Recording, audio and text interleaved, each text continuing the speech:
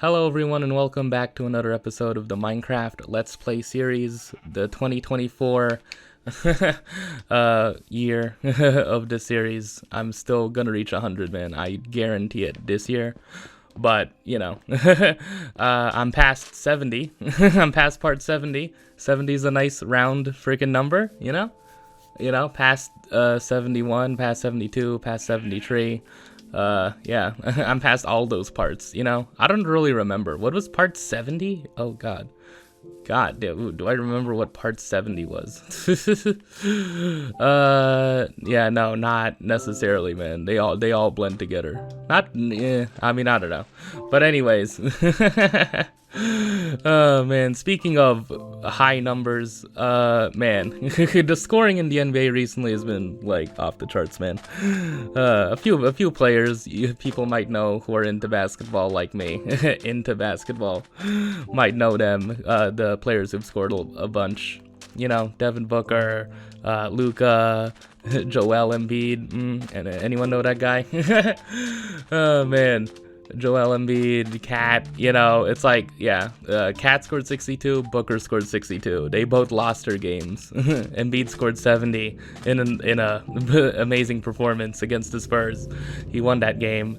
And then Luka scored 73. Embiid scored his 70 on a Monday, and then at the same time as Cat, who lost, and then Luka scored his 73 on a Friday, yeah, just yesterday, while Booker scored 62 and lost. So, that's just what happens sometimes, Speaking of the guy who scored 70, it really is like an MVP performance, man. He has been putting up numbers, man. He is averaging more points than freaking minutes played. Not even Wilt Chamberlain has done that, or like he's doing it for the first time since Wilt Chamberlain, man. It's like, yeah, obviously if you're like into record books with freaking Wilt, it's an amazingly impressive thing to be doing. Like, we should be freaking appreciating it, even if you could have questions of how the Sixers are going to do in the playoffs. Can Embiid lead a playoff run all the way to the finals? Even barring those questions, you should appreciate him scoring 70. You just want to see him play all of the freaking teams, man. You want to see him play great against every freaking team. He's played great in Philly, at home a bunch, against Denver, primarily like a couple weeks ago against Jokic. He put 40 on him. He consistently puts 30, 40, 50 on freaking Charlotte, Detroit, freaking like the Spurs, obviously. Just on the bottom tier teams of the league. But what can you do about that? You can't really complain about the schedule making, to be honest. Oh man, there is just one freaking place he hasn't done that. Embiid hasn't scored a whole bunch in the past few years. I don't know. It's a place very high up. It's a place very high up. It's like about a mile high. I don't know. So like, people talk about the altitude there. There's supposedly freaking Deion Sanders is there coaching his team, trying to freaking get kids in the transfer portal, like Louis Bags or something. I don't know, man. There's this place called Denver, Colorado. I don't know. I feel like does Embiid know that place exists? Does Embiid know? Does he know? Is he aware that Denver is a place? The Denver Nuggets are a team who play in Denver, and that fans of the Denver Nuggets would really appreciate it if he would play in Denver, because he hasn't done that since November of 2019. And like last year during that heated MVP race and stuff. We don't need to relitigate it. I feel like he basically was on track to winning that MVP at that point, but he missed the game in Denver to play against Jokic. And then this year, guess what happened? I don't know, man. Yeah. What do we need to say about it? I don't know. I just found it extremely funny, man. I was just kind of laughing my ass off. Friggin' just looking at the announcement. I'm just like, really? I was like, no way he's gonna miss it again, man. His knee swelled up, man. I know you can't control freaking, like, he can't control when his knee swells up. You can't control injuries, but like, he wasn't on the injury report at all the day of the game until about 5 minutes, like 25 minutes before the game was supposed to start. There was a Woj tweet that said Joel Embiid is out versus Denver, and it's like, okay, well, I guess, I guess that is a thing. Oh man, it's just, yeah, a lot. What is even? I don't even know. What do we even have to say? It's just a funny situation, man. It's kind of amusing. But on the other hand, yeah, maybe that injury really, yeah, like I'm not denying that he's injured. I don't think anyone would deny that he's injured, but it's like to like, I don't know.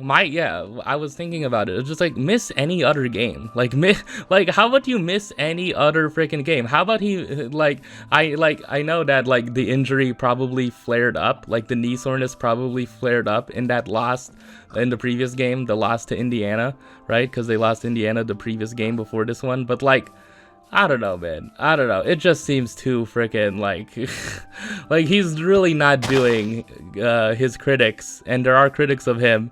You know, I don't need to freaking remind people, right? If you're into basketball, I don't need to remind people of the compilations that have been made. I don't need to remind people. Like, I would assume just watch the game and see how Embiid gets all of his freaking points. You know, I mean, come on, like, my thing was like, miss any other game. Like, I know probably that knee soreness probably, you know, came a bit more freaking intense, I guess, after the loss to Indiana, because there was, I think I heard that there was like his knee got bumped, but like, I don't know, man. It's just like, he's not doing his critics any favors, you know, like he's not like doing anything to freaking like quell the ducking allegations, right? It just seems like he ducked freaking Jokic again in Denver. It's like who care? Like, anyway, like who freaking like cares, man, if like you don't even have that good of a game? People just want to see it, man. People just want to see it, and he probably would have a good game if he played. They probably would have freaking won the game if he played. That's the thing. Do you see how close that was? It's like the Nuggets, like they won. The Nuggets won, but like the Sixers were, they were very short-staffed. They did not have Maxey or freaking Tobias Harris, I don't think, right? It's like I don't like, it's just like, I don't know. And like, if he felt like he could like play, like why not just play like a half? You know, I don't know. It's a weird thing. It's just a weird thing that just keeps on happening. I don't know, man. I don't know. It's just a little weird. It's just a little weird. I don't know. It's just a little weird how like, again, another year where he hasn't played in Denver. Obviously, we can praise him for freaking playing, for putting up numbers against Jokic in Philly at home. It's great. Great. It's great when he puts up numbers against every other freaking team. It's great. But like, people just want to see it, man. Fans of basketball, like whether you're freaking a fan of Denver or Philly or not, people who just like the game of basketball in general wanted to see Jokic versus Embiid, man, in Denver, man, in Denver, because it already happened in Philly. Like we know, like there's a few like Sixers Twitter accounts that just keep on bringing up the box score from that game. It's like, yeah, great, thank you.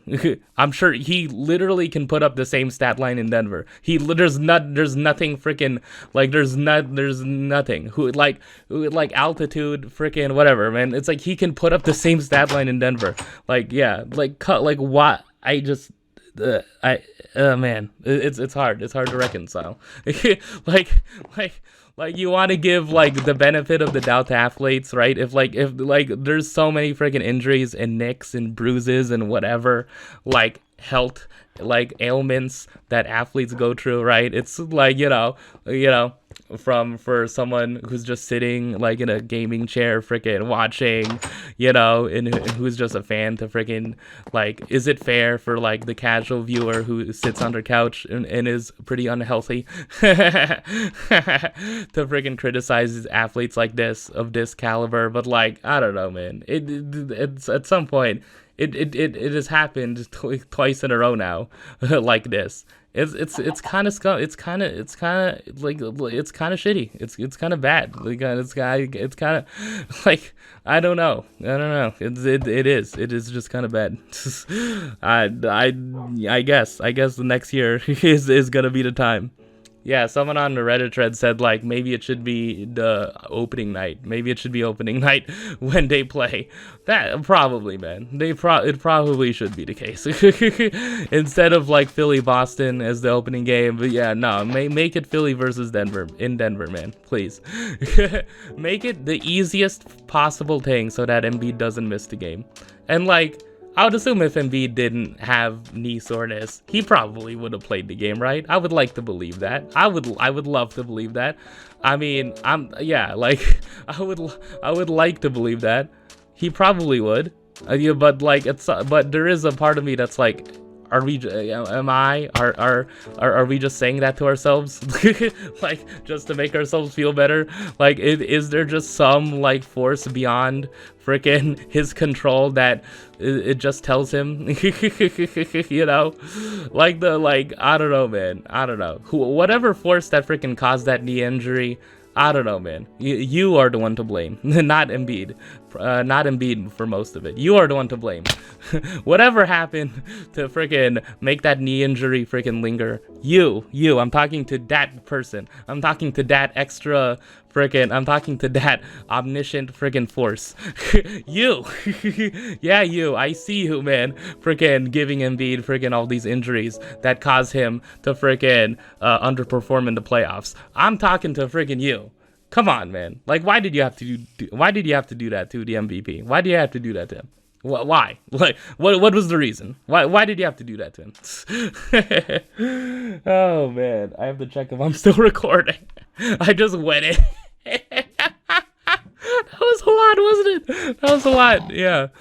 Oh man. Oh god. Is there anything else about that situation? Just but the Embiid needs to play in Denver, man. He needs to. It's great. Yeah, he probably is. He's the front runner to win MVP. He should win MVP. Like, if nothing changes, right? Yeah, there's that whole participation policy. You have to play for 65 games, but you can game the system and just check in for a minute, and it counts as having played a game, so it doesn't really matter, Like, unless Embiid has another, like, injury that takes him out, like, for, like, a week or two, right? Like, involuntarily, right? Yeah, like Embiid's gonna win that MVP, probably. So, cool. Great. Even though I personally think that, like, someone like Luka should be getting a bit more MVP love. I don't know. I feel like Luka should be, like, second, But I don't know. Like, the MVP ladder, the official one is, Embiid's number 1, Jokic is number 2, Shai Gilgeous-Alexander is number 3. And, like, obviously, he's probably deserving of that. The Thunder are having a great season, Number 1. Like, I think now they're the number 1 seed in the West, with the Timberwolves, like, dropping a few games. Yeah. It's, like, really tight in the West between Denver, OKC, Minnesota. Yeah. Like, they're probably gonna each have, like, a fight for that number 1 seed in the West. But in the East, it's, pretty clearly Boston, even though they got blown out at home by the Clippers. And also, I guess, to recap what's been going on since last episode in the NBA, the Nuggets, after that Philly game where Joel Embiid put up 40 points, Denver went on to Boston, and then they gave the Celtics their first home loss, which was pretty good. Like, it was just to remind probably everyone that, like, Denver is still should still be looked at as the best, one of the best teams in the NBA. They should still be looked at as the champions, as, like, the front runners, the favorites to win the championship, until proven otherwise. But Yeah. Anyways, that was just a lot that happened. Yeah. Oh yeah, like Shea Gilgeous is number 3. I think it's like who's number 4? I saw Jason Tatum was number 5. Yeah, actually.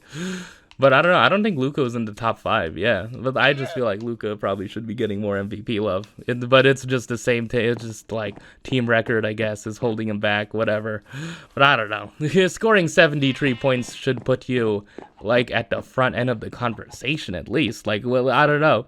And I guess that's the whole thing to expand upon it, right? The bigger thing a few people are talking about. Is scoring going too far in the NBA? Like, what happened to defense in the NBA? What happened to freaking defense? What happened to defense? Why is everyone scoring so damn high, man? What happened to the days of the '04 Pistons? You know, if you look, I remember I checked the Wikipedia page for the '04 NBA Finals recently, and like, man, they held the Lakers to under 70 points for one game. Like that, like, imagine if that happened today, man, in a finals game, holding a team to under 70 points.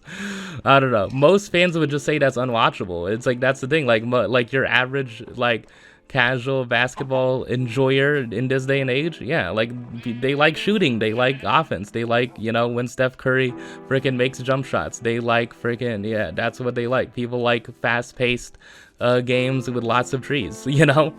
But I don't know where I necessarily stand on it. Like, you know, I think it's fine. I think I'm just an enjoyer of just, yeah, and anything in basketball, you know.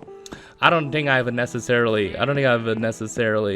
particular style I lead more towards, you know. I think I just like the actions being done on a basketball court. I like it when people shoot and make shots, I guess.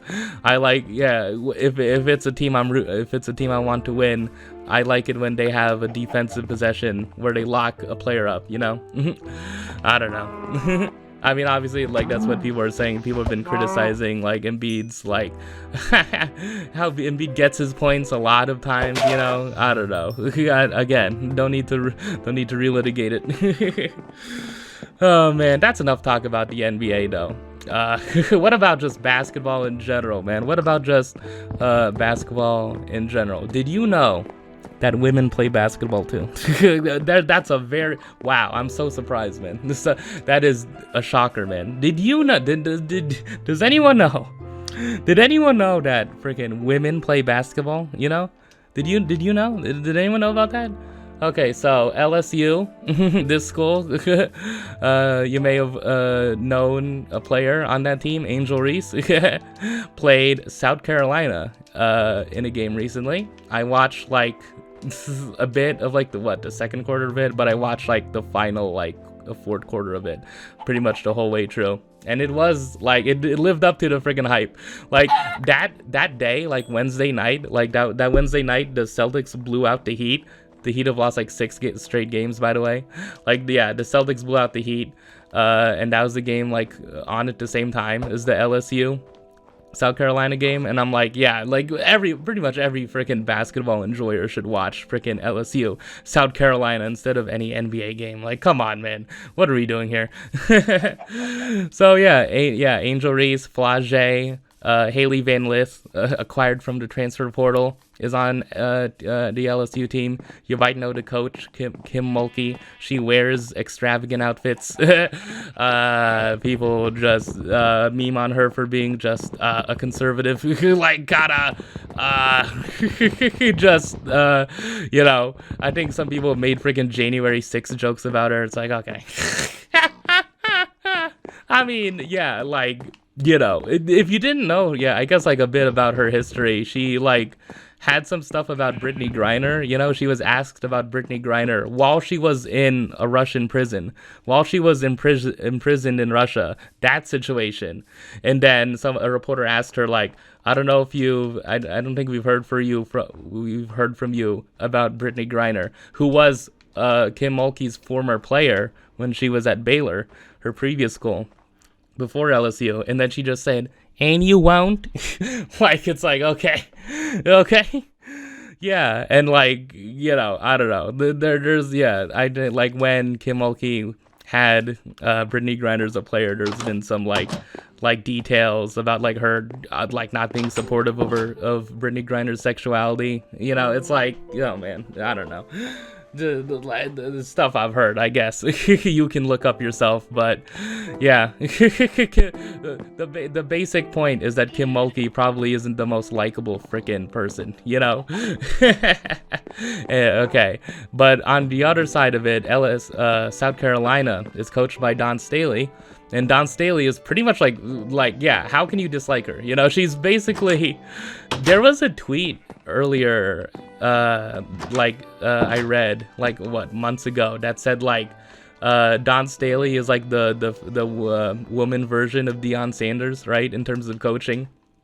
And then someone quote tweeted it or replied to it and was like, it's actually the other way around. I feel like Deion Sanders is the male version of Dawn Staley, which is pretty cool. Yeah, like she basically is like, yeah, a great coach in terms of like, like talking to her players and developing young women, right? And like, fostering like young women, first, fostering her players as young women first rather than like basketball players first, which is really cool. Like you can tell like watching South Carolina, right? I talked about, in those freaking episodes where I talked about women's college basketball. Yeah, there was the starting five from last year's South Carolina team were called the Freshies. Who basically were called that because I guess they spent their entire 4 seasons together. Aaliyah Boston, Zia Cook, Letitia Amihere. I'm sorry if I get any of these names wrong, but those are examples of those players from that starting five. They were called the Freshies, and they basically all moved on. Aaliyah Boston is into WNBA. I talked about the Indiana Fever getting the number 1 pick. And what can come with the number 1 pick. You know who's freaking eligible to be drafted by the WNBA this year. Oh man, yeah. So on the opposite end of Kim Mulkey, Dawn Staley is probably like the best college coach you can ask for.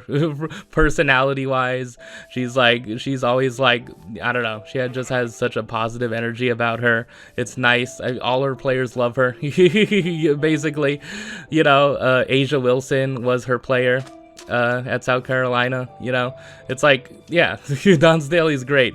And LSU and South Carolina had a game. It was close. It was close pretty much all throughout the fourth quarter. There was one time where Haley Van Lith hit a freaking tree. Man, that was so hype. LSU was up I don't know, by an amount. I think they were up by double digits at one point during the game. But South Carolina, I guess was always in it, and then they came back right at the end of the fourth quarter. There's this girl, oh man, Bree Hall. Yeah, Bree Hall, who was on the bench for the previous 2 years, watching Aaliyah Boston and those starters, so she's soaked up, I guess, that experience, and she's now ready to be a starter on the team. She made clutch trees late, which sealed the game for South Carolina. So anyways, that was a fun game. It was fun, it was entertaining, it's a great freaking game. It was an important thing because more people watched that game, that women's college basketball game between LSU and South Carolina, than they did the game against the Celtics versus the Heat. And I feel like that's a great thing, I mean, who can, I don't know. I guess I'm just not one to care about ratings. I mean, in terms of sports, the NFL just overtakes everything. Not really any use to freaking thinking about that, in the grand scheme of things, every freaking sport is just second to freaking the NFL in terms of ratings and people watching, right? It's but obviously it's obviously it builds upon 11 million people watching the final, the championship game between LSU and Iowa last year, right? It's it builds upon that, right? It's obviously Caitlin Clark was probably most of that, but a lot of people were saying it's also Angel Reese too, which is true, right? But I think like if you really want to look at it, it was mostly Caitlin Clark's freaking allure that caused all those ratings. You know, like it probably was a huge word of mouth thing. It's like, did you hear about Angel? Or no, did you hear about Caitlin Clark doing this? You know, oh man, it's just nice to see, man. I don't know.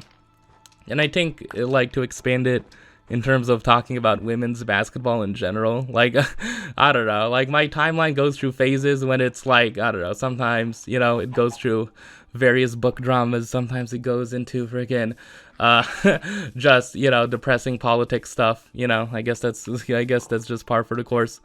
Obviously, not complaining about it, but yeah, sometimes it gets into the Pal World stuff. Is Pal World plagiarizing Pokemon? Oh man, I don't know. Sometimes it's like freaking, I don't even know. Gil's Arena clips. Sometimes it's freaking a Nick Wrong tweet about the Kansas City Chiefs. I don't know, man. But anyways, like, there's been a few times when my timeline has been filled with women's basketball tweets. Yeah. And like, I kind of like how like women's basketball has like evolved into this state where there's like discourse about it, like that's basically equivalent to men's basketball. Yeah, what I mean is like people are talking about women's basketball like the same way you would talk about the NBA or the NFL, like the same way, in this exact same way of just like people are fans of certain teams, people are fans of certain players, and then they argue with people who are fans of like opposite teams and rival players, right? Like I was seeing it throughout the WNBA season. I was seeing it where like yeah, I would see a bunch of accounts who are Aces fans, fans of the Las Vegas Aces, you know, Asia Wilson, Chelsea Gray, Kelsey Plum, and all that, and like just you know, the shade being thrown from Aces fans to freaking fans of the Liberty, you know, and other teams too, right? During the WNBA playoffs, like people were just like tweeting about freaking like Jonquel Jones and freaking Brianna Stewart, right? The WNBA MVP race, when that was freaking announced, that freaking Alyssa Thomas, right, lost the freaking MVP by freaking 2 points, not 2 votes, 2 points. To Brianna Stewart, people having all their opinions about it, right?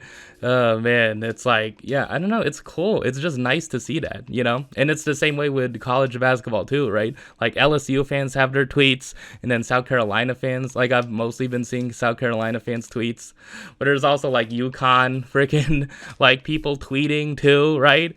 Oh man, there was like one tweet I've seen. Yeah, I feel like there might be freaking UConn Iowa beef, you know, based on freaking like just in general like Caitlin Clark versus Paige Beckers, and it's like, man, like I don't know. On one hand, damn, people can be freaking petty about freaking basketball, women's basketball, and freaking, yeah, just in the same way men can be.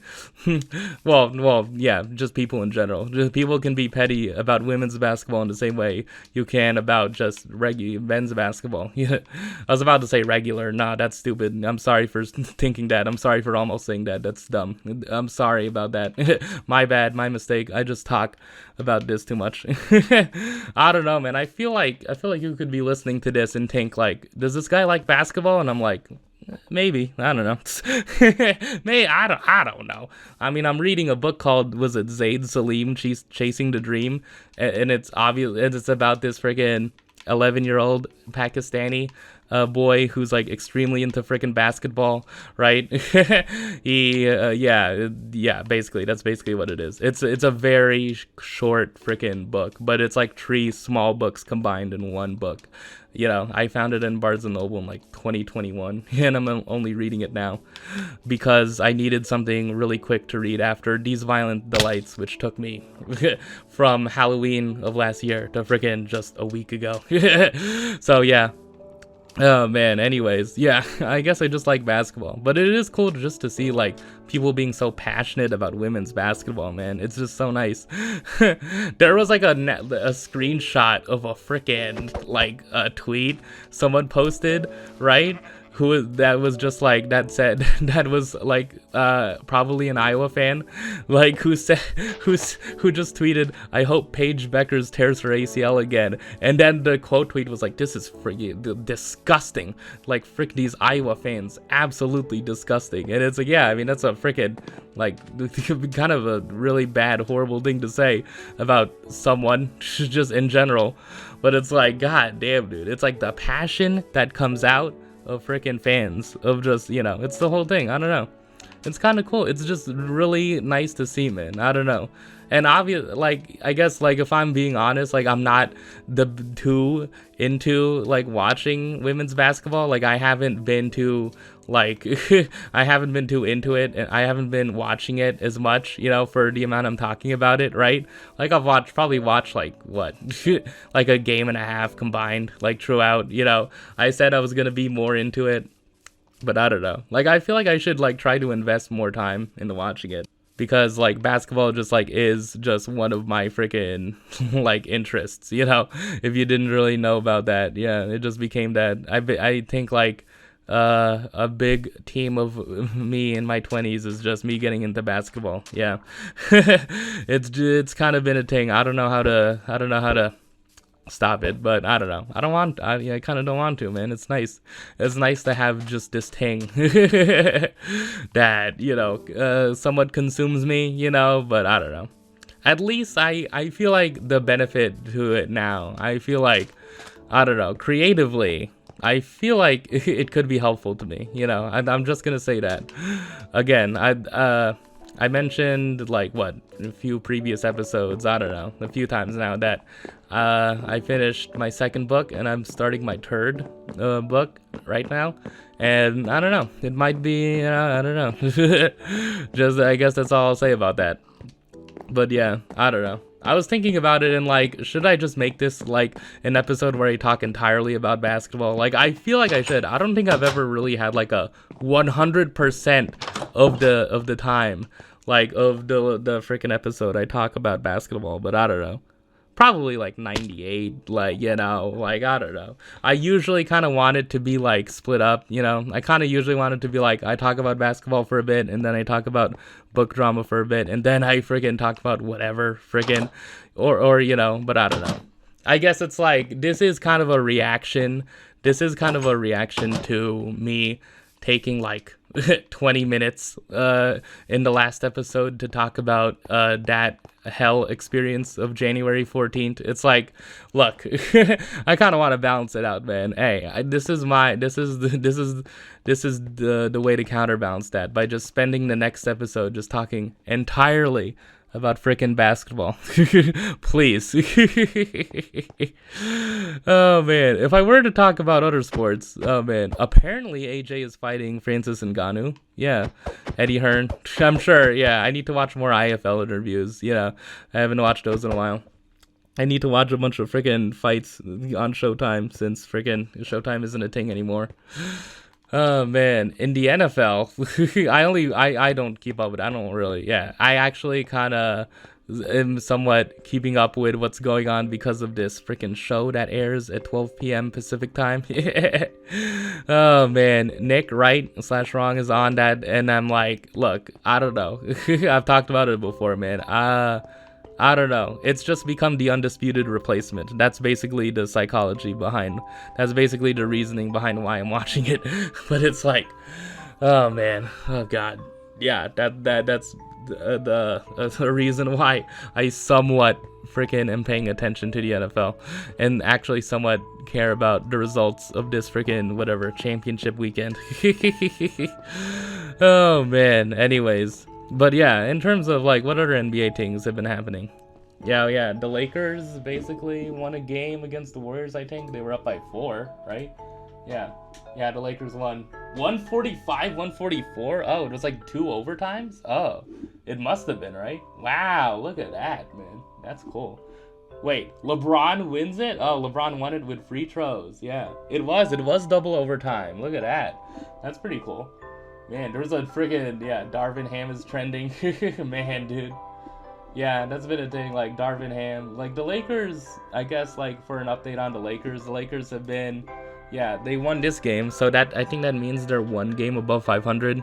So they're basically kind of just in that state of just being a mediocre team. You know, I think they had a streak of losing like what 3 straight games, and since then it's just been they win one, lose one, win one, lose one. But I guess they won 2 games in a row with this win against the Warriors. So cool, great. I don't know. I mean, unless they're the 8th seed, 7th seed. I don't know, man. Can they make a deep playoff run? I would like to see them make a deep playoff run from the freaking 9th or 10th seed. I don't know. I would like to see even more of a challenge on them. I would like to have to see them win freaking 2 play-in games just to get the 8th seed. And then the number 1 seed is the Denver Nuggets. Oh, man. Again. And then I want to see what people say about that now. But I don't know. But yeah, I think like now, like with the way the playoffs are, like, yeah, I think like there is still a benefit of the doubt people would be giving the Lakers if they were to match up with the Timberwolves or the Thunder. But I don't know, like the Thunder, yeah, like they played 2 games against the Thunder and the Thunder lost those 2 games. Yeah, I think it's just because AD has been giving them trouble, right? Because OKC doesn't have a backup big other than Chet Holmgren, right? Like they don't have like a decent, like, you know, big like center behind him. So like, you know, I guess that could be challenging. So like, I guess like if you were to look at a playoff series between the Lakers and the Thunder in the first round, like maybe you could talk yourself into thinking that the Lakers can beat the Thunder. You know, I probably could see it. I wouldn't think someone is dumb for thinking that, obviously. But I don't know. I feel like I just respect the Timberwolves too much to do that with them, right? I respect the Timberwolves too much, man. Unless the Timberwolves absolutely collapse the rest of the way, right? And like they barely hold on, you know, unless I guess I wouldn't be absolutely collapsing, unless they're, I don't know, just like as long as the Timberwolves keep the 2nd or 1st seed, as long as they are, if they're in the 1st or 2nd seed, the Lakers, if the matchup is Lakers are 8th seed, Lakers are the 8th seed, Timberwolves are the number 1 seed, or the Lakers are the 7th seed, Timberwolves are the number 2 seed, I'd pick the Timberwolves, man. I don't know. I feel like I would. Like, I respect them too much, man. I feel like, come on, I don't know. I respect Anthony Edwards too much. Like Anthony Edwards, like, definitely, it's clearly his franchise now. Like, it's been great for them. Like, the defense has been clicking, you know, with Rudy Gobert, right? Like, it's better than those Jazz teams where freaking it was Rudy having to account for the complete lack of perimeter defense, you know? Like, that basically was it. I mean, I don't know. I feel like there's like a more, you know, detailed thing you can think of, right? But like with the Utah Jazz, like before they blew up and Rudy and Donovan went their separate ways by way of Brian Windhorst pointing his fingers to the sky. Before they went their separate ways, like that basically was like the criticism, is that like a lot of the criticism got you know, put on Rudy Gobert for being like, what, like he's the defensive player of the year, and like the freaking Jazz's defense in the playoffs just absolutely falls off a cliff when it's like Rudy Gobert is supposed to be a rim protector, right? He's supposed to be a freaking rim protector first and foremost, you know? Like, that's why he's been, like, Defensive Player of the Year 3 freaking times, because of how he protects the rim, and how he alters shots, and how he freaking, like, you know, alters freaking, like, players and their decision-making around the rim, right? But it's like, how is Rudy supposed to account for freaking, like, players getting open trees, you know? It's like, how, like, he's supposed to sprint all the way to the freaking 3-point line and leap, friggin', like, come on, man. It's putting too much on him, yeah.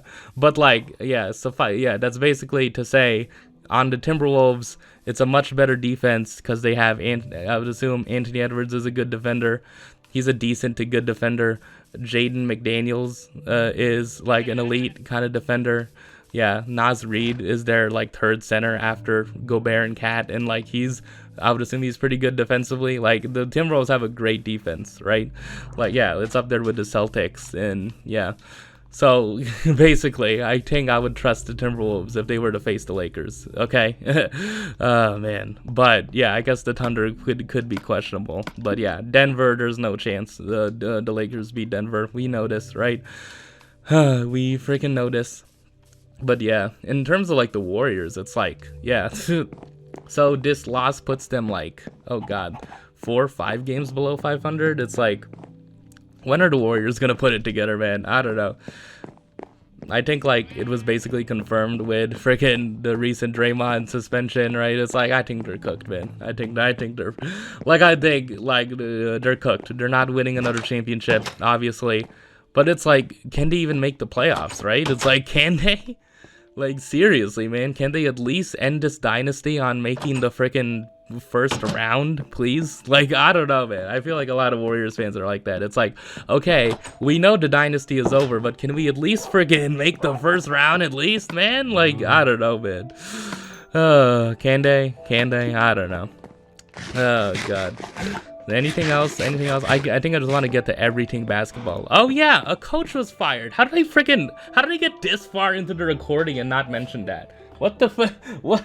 How did I get freaking this far into the recording and not mention freaking the Bucks firing their head coach and hiring Doc Rivers as the replacement? Yeah, Adrian Griffin was the first-year head coach. Before the season, Terry Stotts, who's the Blazers head coach. And, obviously it was before the Bucks traded for Dame that Adrian Griffin got the job. So he basically was like thinking he was going to coach one team, and then the Bucks make the trade for Dame, and then he coaches like another team basically. And like Terry Stotts joined on as an assistant, and like it seemed like interesting at the time of like, oh, Terry Stotts was the head coach of the Blazers. He knows how to incorporate Dame in an offense, right? And then, right before the season started, Terry Stotts left because him and Adrian Griffin had like Adrian Griffin had a thing where he yelled at him publicly. So Terry Stotts left, and then, the Bucks have been kind of like criticized like all year for just like, even though they have like a really good record, it's like their record doesn't seem that impressive considering like they have to win their games. Like they have a lot of clutch games where there shouldn't be freaking clutch games, right? Like there was a recent game where they like had a nail biter almost against the Pistons, right, in the fourth quarter until they like took it over with like 3 minutes left. But it's like it's the Detroit Pistons, man.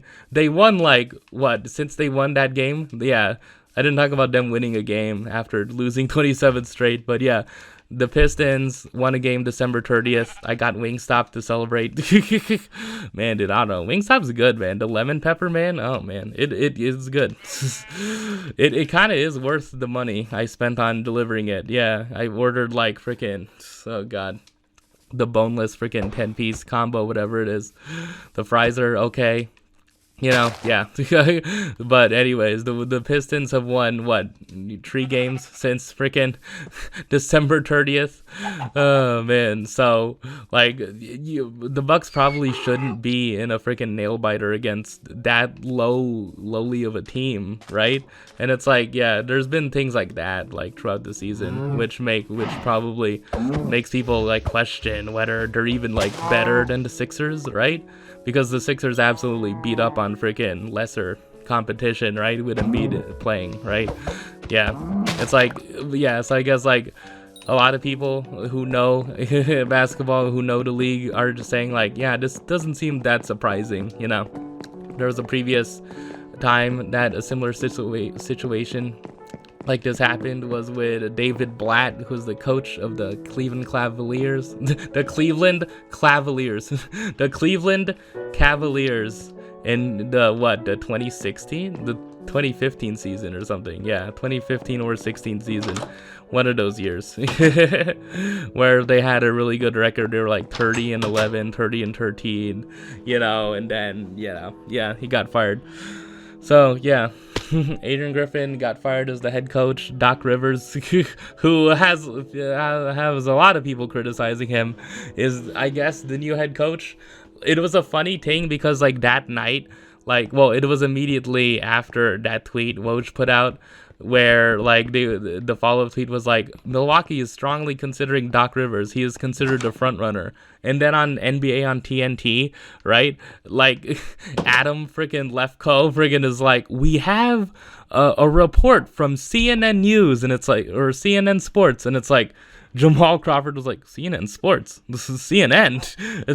And then it just said, sources say that friggin' Doc Rivers is set to become, or it has finalized the deal to become the new head coach.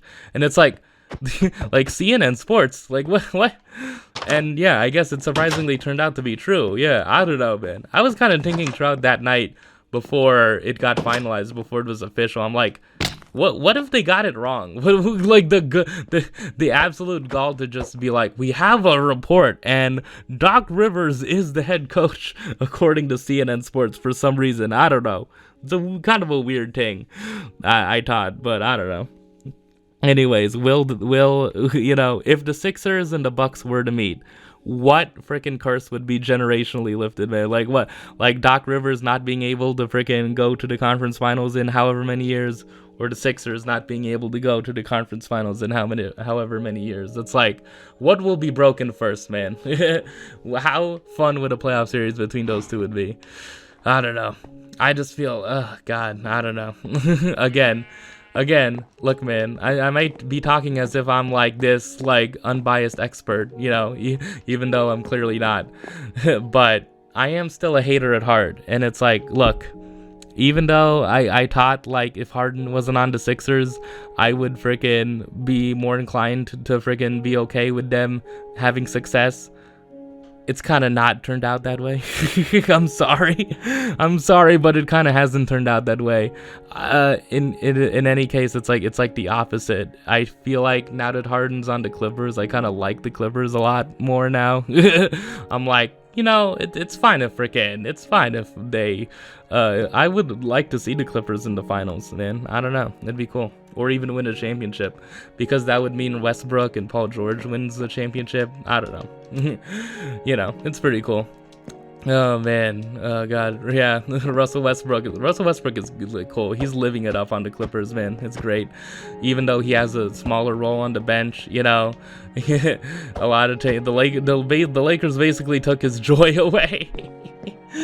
Oh man, when he was on the Lakers, the second year he was on the Lakers, the year he got traded, when he got traded last season, like there was that freaking before the game clip where he was just like, where LeBron was like, come on, let's play, guys, and then Westbrook, it pans over to Westbrook and he's like, win, lose or draw, just have fun, guys, just have fun, and LeBron's looking at him, he's like, okay.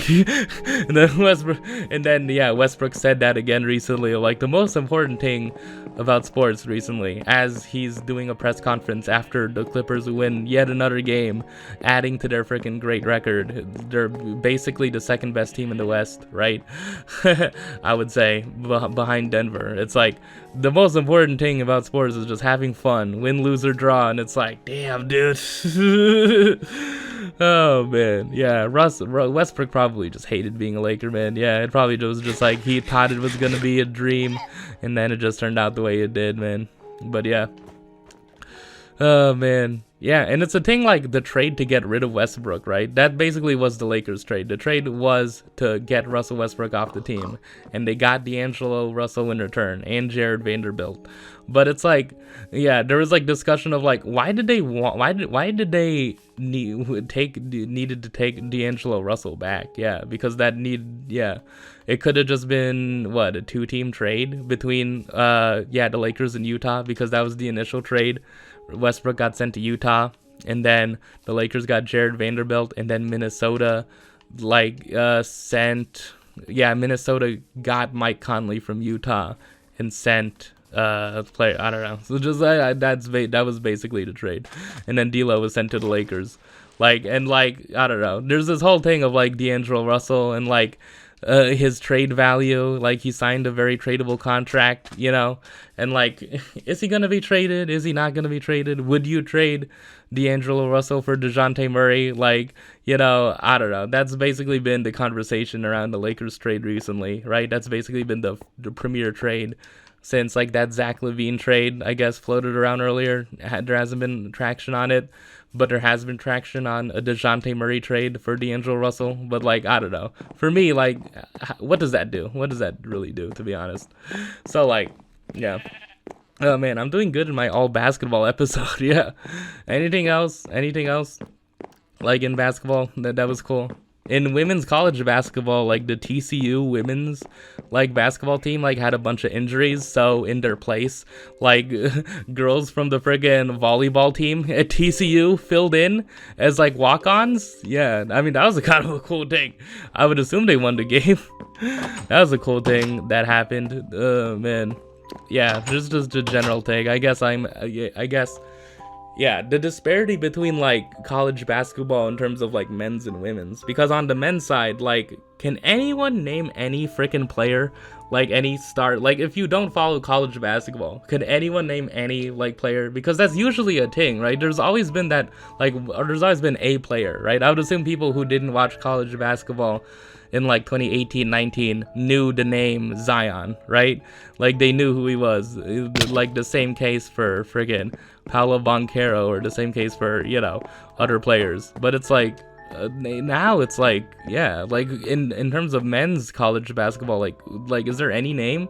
Because Matthias Buzelis, who was like the presumptive like #1 pick in the 24 draft, which everyone is saying is like so weak, and like teams want to freaking not draft in, right?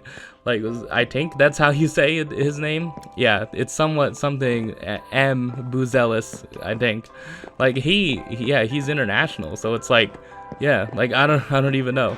Like the next like star name in college basketball, like for 2025, is gonna be Cooper Flagg. So he committed to Duke. You know, a white college basketball player who's supposedly really good and is gonna be really freaking good. Is going to Duke. And yeah, that's basically, and like Carlos Boozer's children, like Cameron Boozer, yeah, like yeah, Carlos Boozer has like twin boys, and like I guess like both of them are like good enough, yeah, like NBA, like college like level players. So oh man, I guess I'm just shotgunning all this freaking knowledge, you know. It's just stuff I've picked up, you know. I could get a bunch of it wrong, but you know, am I gonna care enough to correct myself, you know? Oh man, I'm basically operating under the assumption that like I'm speaking to like someone who like generally, you know, doesn't know, like generally doesn't know, you know. That's what I'm trying to do.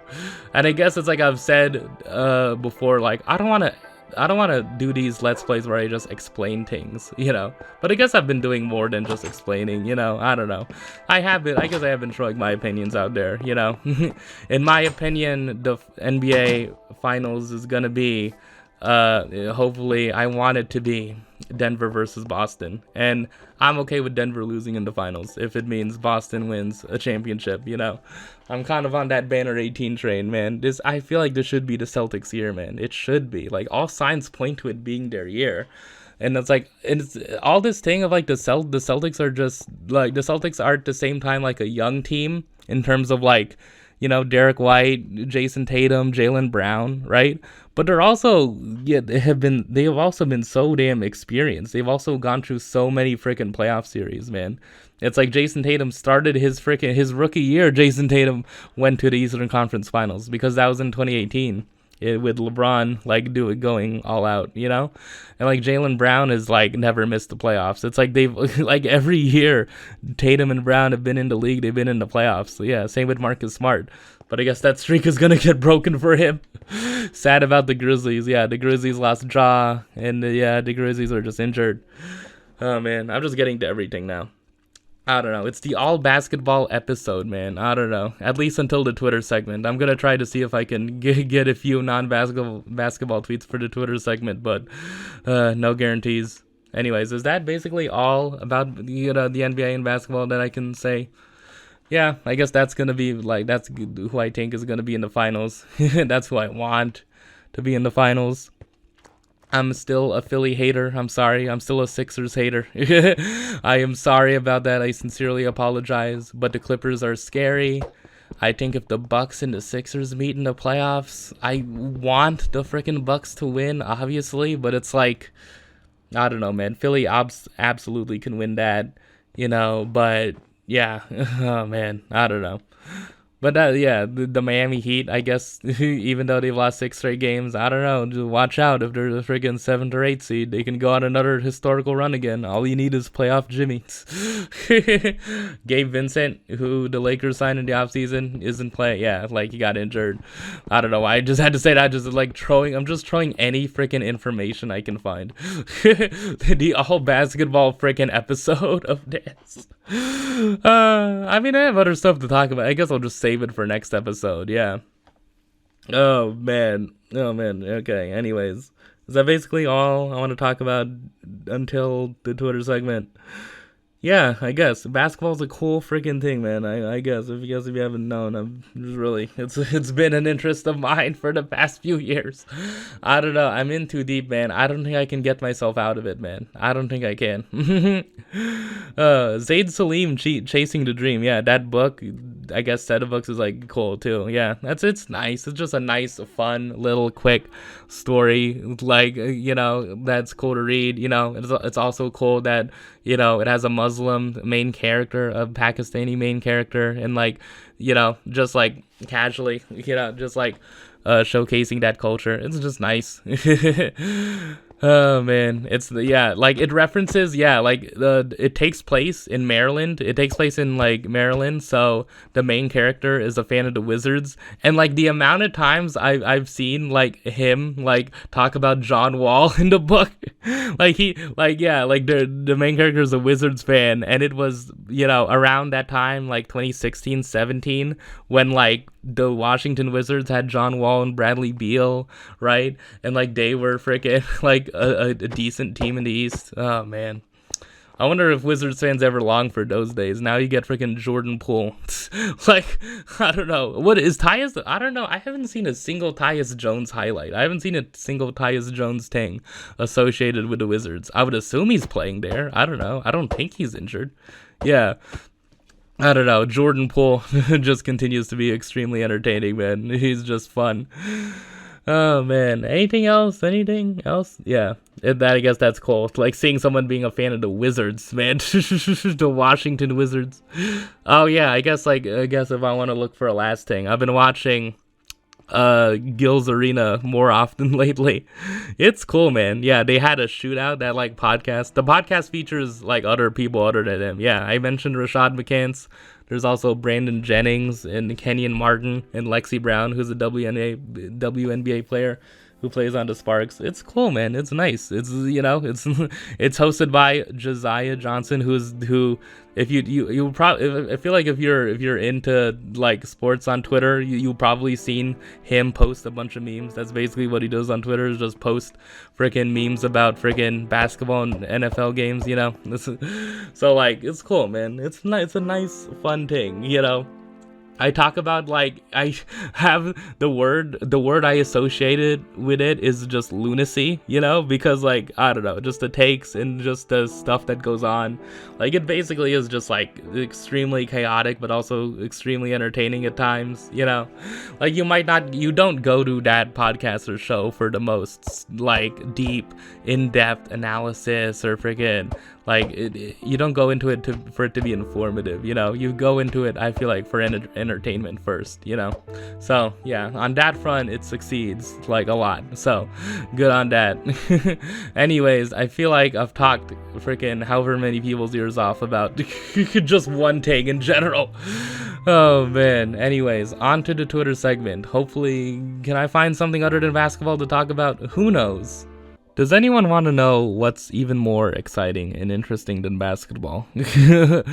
Politics? Oh, well, I don't know. I kind of don't want to talk about anything on that front, it's an election year, obviously. The stuff that's going on in Palestine, it's still freaking happening. There's still a genocide going on. It's yeah, it just sucks, man. Obviously, I haven't been doing much to freaking speak up about it. Yeah, there's some stuff about, Jiren Zhe Zhao. I keep on getting that name. Freaking, I'm not 100% correct. Jiren and R.F. Kuang. R.F. Kuang wrote Yellowface and the Poppy War. And, and Babel, right? And Jiren wrote Iron Widow. And was it Zachary Ying? Yeah, was that previous book before that? And,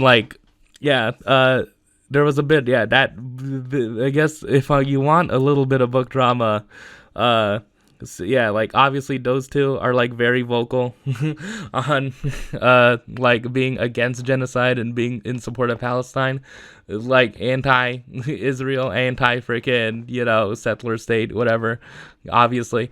And like, yeah, like I guess like a bit of book drama that happened was that like Jiren, like I think like mentioned that like something happened and like they are mysteriously off the nomination list for the Hugo Awards, and it could be friggin' due to friggin' them having really vocal support for Palestine. I don't know.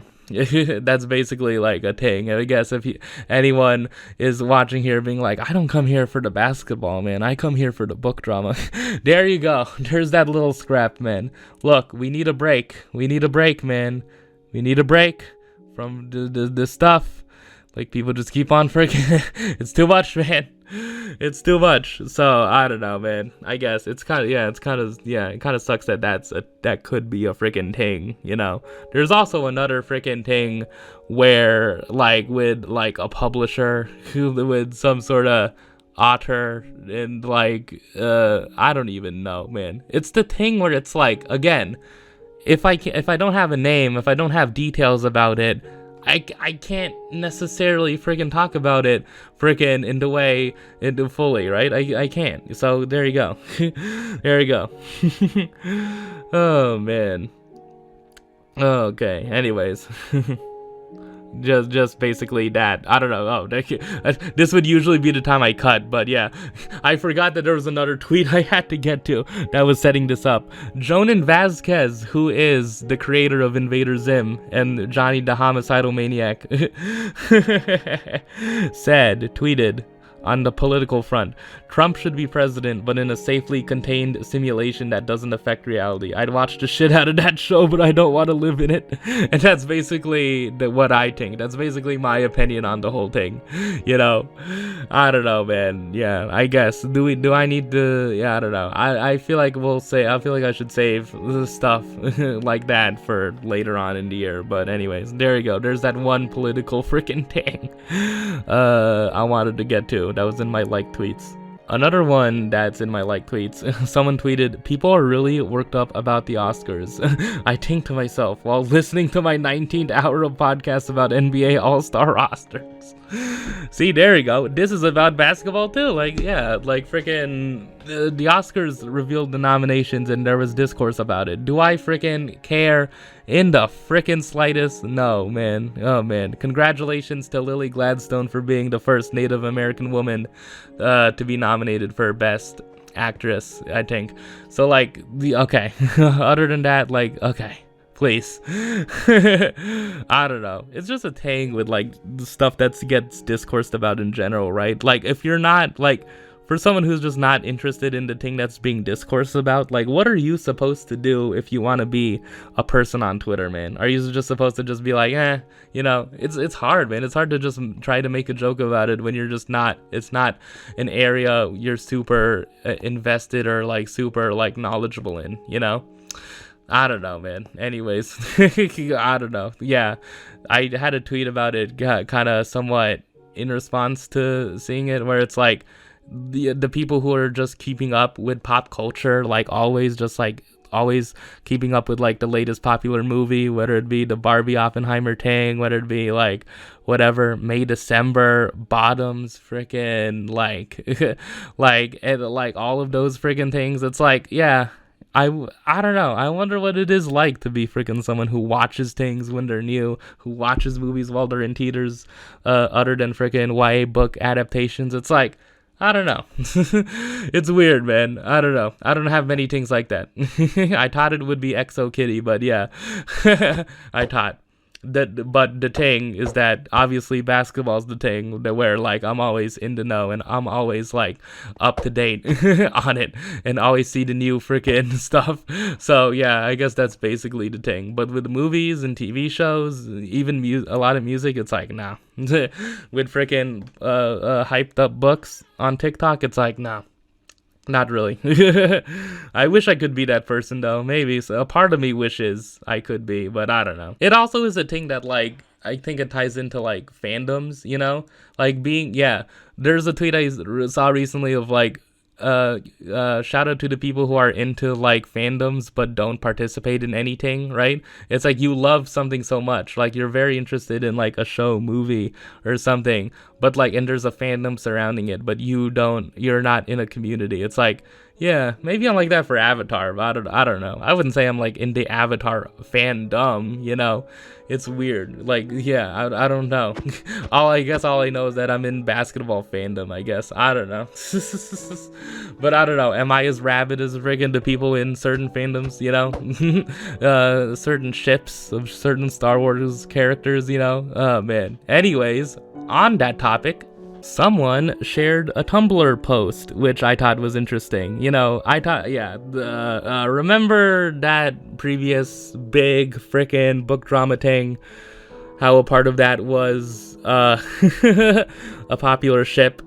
Yeah, okay, here's a Tumblr post that kind of like made me think of that, and like made me think of, what happened with that a little bit. Okay, someone said, sad reality of the fanfic to published work economy is that the weirdest people are willing to do it. That's why there's now hundreds of crappy, no plot, cishet hate to lovers, enemies to lovers books that are ex-Raylo fic, and it's not even good. That's because the people who wrote book quality, Steve/Bucky and Kirk/Spock fic, are too normal to think to themselves, I should get this porn published.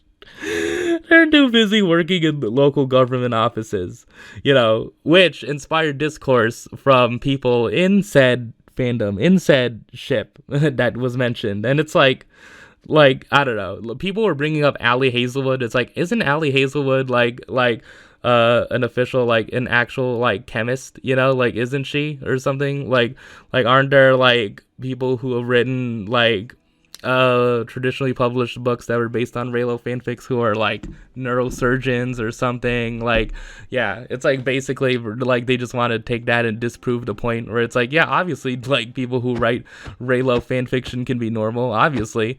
But I don't know. I think it's just like it touches on an interesting point, If I were to relate this to basketball, how would I don't know. The way, I don't know. Just it relates to an interesting like point I thought about of just like thinking about the fan fiction to traditionally published pipeline. It's like, but isn't it like, I don't know, man. Isn't it a little weird? Like, Rebecca Yaros is in that, too. Like, Rebecca Yaros is in was in those, like, that Goodreads list. That was, like, books from Raylos. And it's like, how did, like, this one ship? It's this ship? It's this specific ship? I don't know, man. I don't know. I guess it's weird to ask and wonder why is a certain ship popular? I guess it's, like, an interesting thing to say, like, I guess like an interesting thing for me to find out and maybe like research would be, why is enemies to lovers popular? Like, what is the inherent appeal of enemies to lovers as a romance format, like as a romance trope, I guess, if I were to use that word? Like, what actually is the appeal to enemies to lovers? And people talking about like, I love enemies to lovers, but not in contemporary settings, man. It's I don't want it to be that like you hate your freaking coworker at your job because you're competing for a promotion. I want it to be your like freaking like I want it to be that freaking like you're on opposite sides of a war and then you freaking put the dagger to your throat. It's like, yeah, I don't know. Again, this is just me wading into stuff that like is in my interest, unlike basketball, unlike Derek White having an all-star case. Unlike that, unlike Jalen Brunson being snubbed from frickin' being an all-star starter in the East. Yeah, there you go. Like, I don't know, man. I don't know. it's just a day. I don't know. I guess the Tumblr post just made me think. I guess if I were to look through the quote tweets, it would be a bunch of like people who are Raylos, people who are into that, just being like, oh god, another freaking time where we're freaking shitting on Raylos and fandom and this freaking shipping and stuff. There was also another tweet about where there was an article that was written that where like the headline was probably like shipping seems to be on the rise, and like people being like shipping has been a thing since the 70s, yeah, since people were writing originally Star Trek fan fiction in the 70s. It's like, yeah, I guess it's an interesting thing. What do I have to add to it? You know, just like, I don't know. I kind of would want to look more into enemies to lovers and freaking.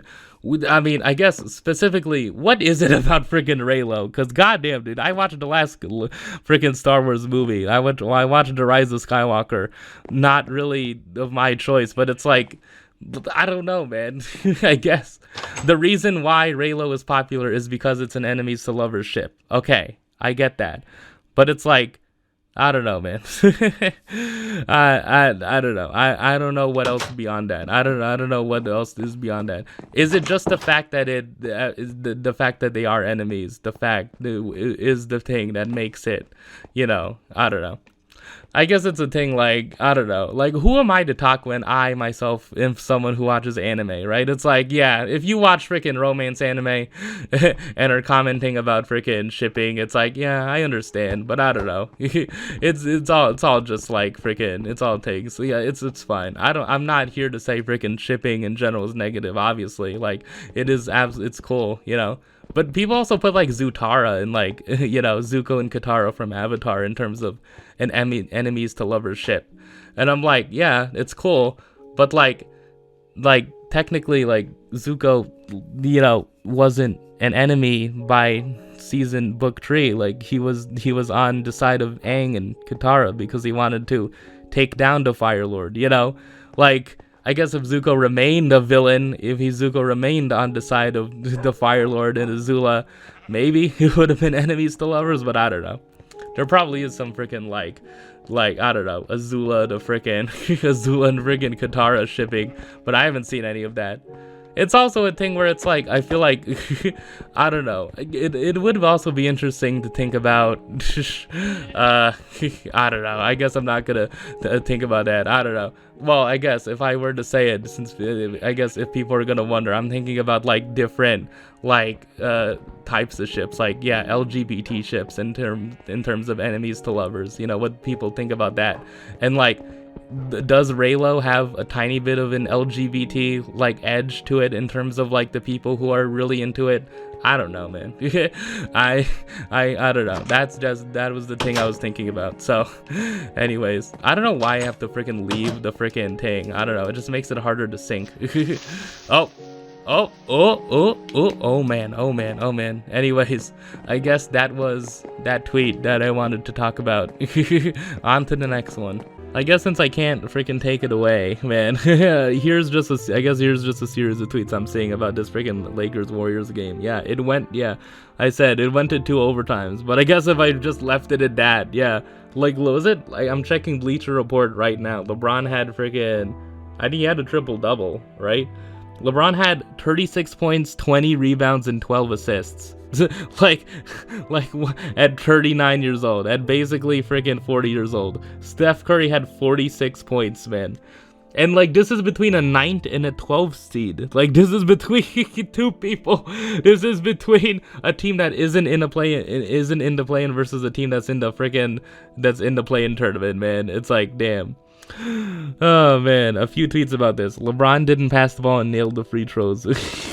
Skip gonna have to work triple time, but I got faith in him. Steve Kerr after the game it's Lake Show yo quoting it. I'm not going to comment on their 43 free throws to our 16. I'm not going to comment on Steph shooting 3 free throws in 43 minutes. And then Bron and Curry, 40 years old, still giving us classics. They're really about to leave us with Jason Tatum. Steph and LeBron James just gave us the game of the year. They're 60 years old. You was supposed to play against Jokic and sat on the bench eating Big Macs tonight, man. At Joel Embiid. Oh man, oh god, that's yeah. Basically, man, it's like I don't, again, it's just, it's kind of just like, like why Embiid, man, man, I just feel bad, like that cosmic freaking force that caused your knee to swell up, man.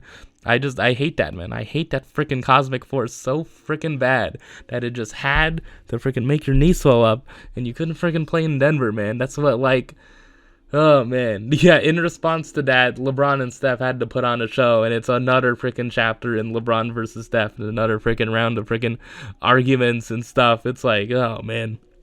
Should I talk about freaking KD, like, having a comment being like, I don't know why I'm not mentioned in the GOAT conversation. It's like, oh god, I guess, oh man. Oh man, it is just interesting, yeah. Like, but I guess basketball probably is just it's the freaking sport where, like, you can debate number one and number two, and you can debate the greatest players, because pretty much in every other one, it's like basically just it's all set. Like, no one's gonna argue in hockey, Wayne Gretzky's place, right? But like in basketball, it's just so freaking volatile, the discussions, especially with like freaking people who are LeBron stans, right? And even some people who are Kobe freaking like stans. Like, even, yeah, there are people like that. Rashad McCants is one of them on Gil's Arena, because he says that Kobe's the greatest or like most skilled player of all time.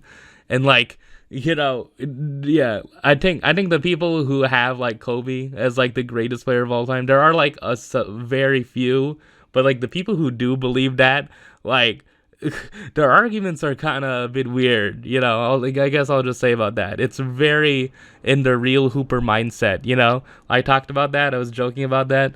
Like, that's also another feature of the real Hoopers know mindset, is that you rate Kobe Bryant extremely highly, like, just, more highly than freaking most people would place him, I think most people would say he's like a top 10 player, but like the real Hoopers know, like, Gilbert Arenas and Rashad McCants say, Steven Jackson, like Jamal Crawford say that he's like top 5 to top 3, I don't know where I would rank him. I don't really, do I care about rankings, man? Do I care, man?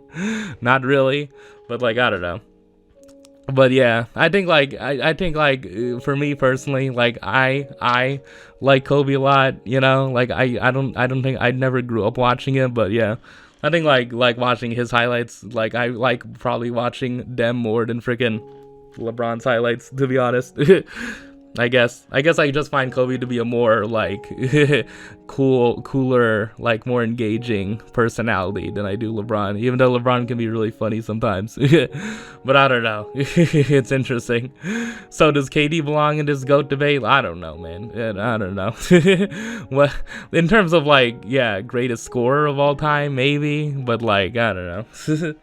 It's the whole thing. It's like, how can you not say LeBron, who broke the scoring record, isn't the greatest scorer if he has the most points, But I guess in terms of like the ways you can score, right, like the people have never seen like someone who's 6'10", 6'11", basically like 7 feet tall, being able to shoot like that, like from all sides of the court, basically. I mean, obviously we have Victor Wembanyama and Embiid right now, we have Chet, but it's like, yeah, KD basically was his own breed, friggin', like when he came into the league, I guess. So like, there you go.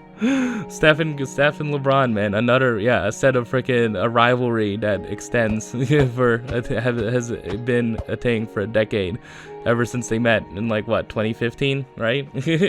I don't even, was Steph versus LeBron even like talked about in like 2015? Yeah, it was like, I would assume it was just post 2016, the stuff, Draymond recruiting KD to the Warriors, and freaking, like, the interesting thing about like KD and Steph, like that I find interesting, is that like either people discredit KD's 2 championships by saying like, he had Steph Curry, he had Draymond and Clay, he had a stacked freaking Warriors team, he went to a freaking dynasty, like, yeah, like how was he the freaking bus driver of that team, to use a player's words, right? And then they discredit Steph, being like, he wasn't freaking all that in the finals, man. It's like his freaking numbers in the finals were so freaking like what was he doing, man? He basically was being carried by KD, right? It's like, either freaking way, Either way with Steph and KD, do you have people arguing those things, right? That KD wasn't the bus driver, or that freaking Steph like needed KD to friggin' win those championships, because if the Warriors didn't have KD, there's a few people who might be like very, stanny of LeBron, who or LeBron stans, who say that after 2016, after the Warriors lost to the Cavs in 2016 and gave up that 3-1 lead, that if the Warriors and Cavs ever met again without KD, that same exact Warriors team without KD met the Cavs again, the Cavs would have beaten them, right? Every time, which is like, I don't know. That seems weird to me. I don't know. I just love thinking about like hypothetical finals matchups, man. I don't know. It's just funny. I guess because I don't have many people. I guess because I don't know. I don't have many people to talk about them with, but I don't know. It's just an interesting thing to think about. Anyways, is that basically it? Did I freaking like talk about everything else? I guess. Let me just like find a few more tweets if I can freaking see them. Oh man. No. Man. Men trying to co-opt being a real yearner. I've seen your likes. You are not Mr. Darcy. You are a whore. Oh, man. Okay. Wait, y'all was actually reading books to get them personal pan pizzas from Pizza Hut. Okay. Oh, man. Who do I need to call to get us Juju and USC versus Hannah and Notre Dame in March? Ooh, yeah, I didn't even talk about Juju Watkins on USC. Like, she's having like a very historic season for them, and making USC relevant in women's college basketball again. For WNBA fans interested, Kia Stokes is still in a boot after dealing with a foot issue that caused her to miss Game 4 of the WNBA Finals. Oh yeah, WNBA free agency started. Oh yeah, and yeah, I didn't talk about it. Yeah, again, another thing I missed. Nneka Ogwumike, who was like a player on the Sparks for 12 years, has decided to leave the Sparks in free agency. Yeah. So she's leaving LA. She was on the team with Nneka was on the team with her sister Shanae, who's on NBA Today. If you watch ESPN, their YouTube channel. So and also plays on the team. Yeah. So like, yeah, it's interesting. Where is she gonna go? I tweeted like Vegas. How does she feel about Vegas? But I would assume they can't freaking do that. But like, yeah, one of the places that was floated around was the Liberty. So it could be a thing that freaking the Aces could be trying to three-peat, and then on the other side the Liberty have freaking Jonquel Jones, because I saw a tweet that said she's set to return. They could have Jonquel Jones, Sabrina Ionescu, Brianna Stewart, and then freaking Nneka Ogwumike, man. I don't know, man. That could be interesting, man. Maybe it'll be tougher on the Aces this time and en route to a three-peat. Personally, I think y'all care more about the idea of being perceived as DIY as opposed to the part where you actually do things yourself. Yeah, I mean, doing things yourself is pretty hard, man. Oh, man. There's this user called ZV Bear who did like a thing that was really shitty, and yeah, making AI freaking porn of freaking celebrities. Yeah, not really that good of a thing. Oh man. Oh man. If you need another reason to despise humanity, two women seated next to me at the movie theater clinked their beers and then texted throughout the entire film. We were watching the zone of interest. Oh man. People not knowing how to act in movie theaters, man. I think most people just want to see movies and frickin' like, it's weird how people go to movie theaters and think that they can like watch a movie the same way they would at home. I don't know. Oh man. After several years, I have finally watched a video by a YouTuber who makes videos. He might be a bit philanthropic. And it literally felt like I was watching the daily routine of one of those insane Roman emperors. What, is that a compliment or what? Is that? Oh man. Joel Embiid can only miss 6 more games to be eligible for the MVP award this season. Yeah, I'm probably gonna make that. Okay. Barring something else. anyways, I think that's basically been it. I think it's another long one, man. 2024. I kind of want to go back to freaking having episodes that are under like an hour and a half long. But yeah, look, man, I have a lot to say. Okay, this was freaking the all basketball edition. So I hope I didn't turn people off. For the people who did watch it. Oh man. Anyways, yeah, I don't know. Thank you so much for watching. I hope I will talk about other things next episode. I promise. I will. Please. The NBA needs to stop being so interesting first. Women's basketball needs to stop being so fun and interesting first. But you know, anyways, thank you so much for watching. I will see people. I will do this again next time. So see you on the next episode.